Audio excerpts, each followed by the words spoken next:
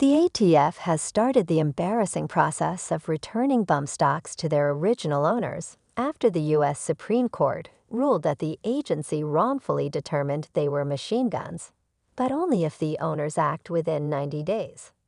The ATF sent letters titled Notice of Opportunity to request return of bump stocks in ATF custody last week. They include an address in Washington, D.C., and an email that the former owners can contact to arrange for the return of their property. Once the requests are processed, the letter states, you will be contacted by someone from the local ATF field office to arrange retrieval of your bump stocks. In the interest of returning your item as soon as possible, please submit your claim form within 90 days of this letter, the ATF states. Bump stocks which remain unclaimed after that time may be considered unclaimed or abandoned and may be subject to disposal.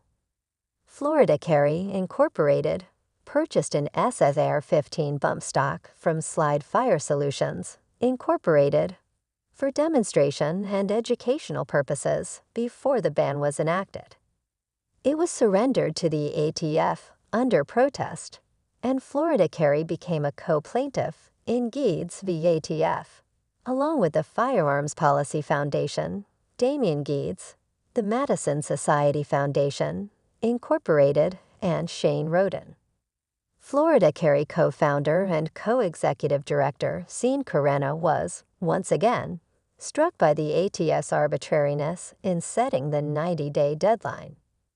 Rather than simply returning people's property, the ATF has established a bureaucratic and paperwork burden on law-abiding Americans in an attempt to run out the 90-day clock that the ATF has created without any statutory authority, Carrena said.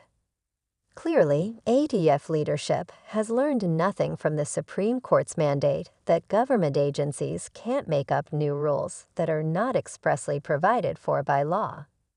The ATF letter, which was sent last week to Florida Carry's general counsel, Eric Friday, cited the Supreme Court case Garland v. Cargill, stating, the U.S. Supreme Court held that non-mechanical bump stock, a bump stock that relies on the forward pressure from the shooter's non-trigger hand to force the rifle and trigger forward after recoil, is not a machine gun as defined in the National Firearms Act. Accordingly, you are here being notified that the Bureau of Alcohol, Tobacco, Firearms and Explosives, ATF, is currently in possession of the bump stocks described above in which you may have an interest. The ATF never mentioned how the High Court chastised them for flip-flopping on what constitutes a machine gun. For many years, the Bureau of Alcohol, Tobacco, Firearms and Explosives, ATF, consistently took the position that semi-automatic rifles equipped with bump stocks were not machine guns. ATF abruptly changed course when a gunman using semi-automatic rifles equipped with bump stocks fired hundreds of rounds into a crowd in Las Vegas, Nevada, killing 58 people and wounding over 500 more. ATF subsequently proposed a rule that would repudiate its previous guidance and amend its regulations to clarify that bump stocks are machine guns. ATF's rule ordered owners of bump stocks either to destroy or surrender them to ATF to avoid criminal prosecution, the justices wrote in their opinion. More than a dozen states, including Florida, still prohibit possession of bump stocks. The ATF warns that the owners will be held responsible for complying with state and local laws once the device is returned.